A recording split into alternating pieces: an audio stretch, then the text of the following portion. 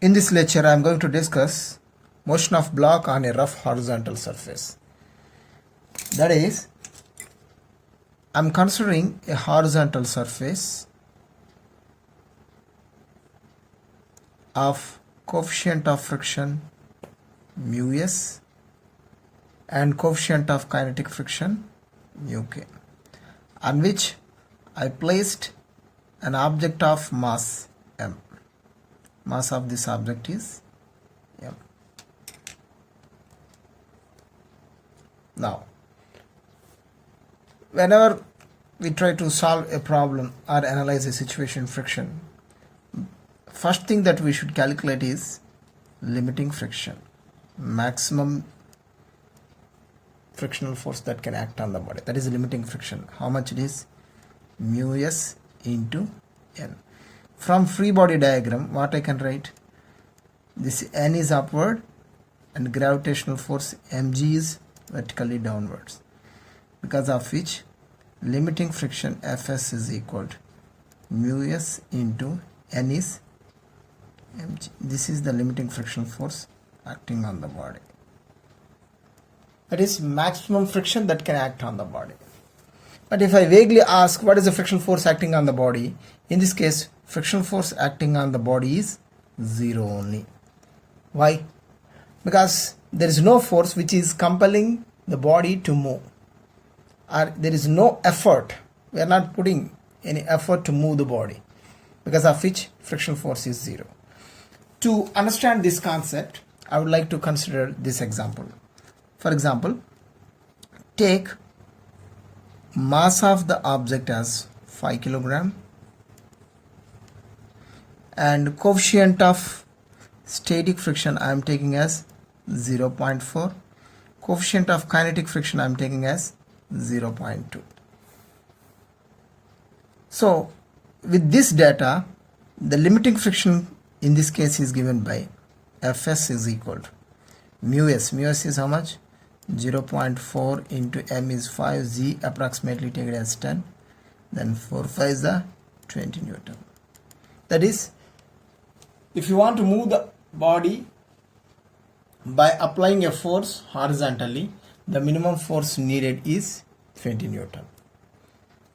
Now, instead of applying 20 Newton force, what if the applied force is equal to 10 Newton? If I apply a force on this object to right whose magnitude is 10 Newton, then what happens? If you want to move the object, first the applied force should overcome this frictional force. As this 10 Newton force is less than 20 Newton force, okay, body cannot move. As the body cannot move, in this case frictional force acting on the body is 10 Newton only. Frictional force acting on the body is 10 Newton only. Now in the second case, what I am doing is I reduced my applied force. How much? Let me call it as 19.9 Newtons. 19.9 Newtons. Even then also, this applied force is less than limiting friction force, because of which body cannot move. So because of which, in this case, applied force is frictional force, that is 9.9 Newton. On the same ground, if the applied force is 0, then friction force acting on the body is 0. So through this you might have understood one thing. What is that? Till the applied force reaches the limiting value, till the applied force F applied reaches limiting friction,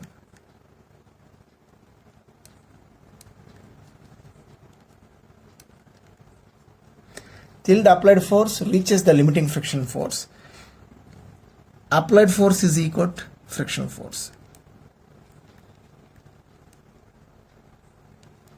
This point you should keep it in mind. Till the applied force reaches limiting value, applied force is equal to frictional force. This is observation number 1. Second observation is, what if the applied force is F applied?